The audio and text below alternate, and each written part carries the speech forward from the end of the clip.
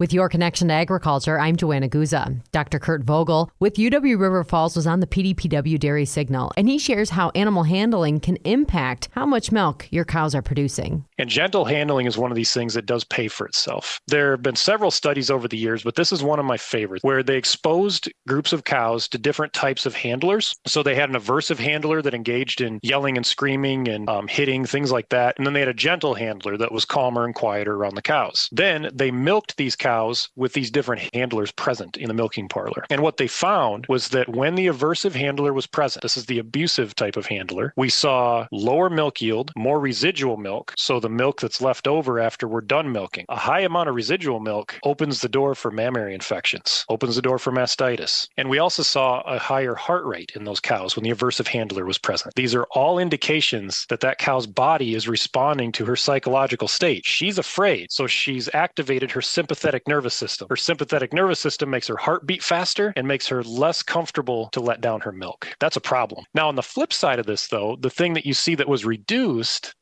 is the number of kicks by the cows during milking prep.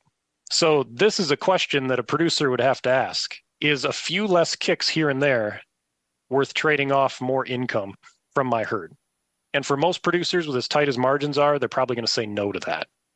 If it's a case where you have cows in your herd that are consistently kicking milkers off, right? Like it's just a problem all the time and you can't get to the root cause and it seems to be a habit, those may be cows that need to be moved on to other careers if they're dangerous for your employees.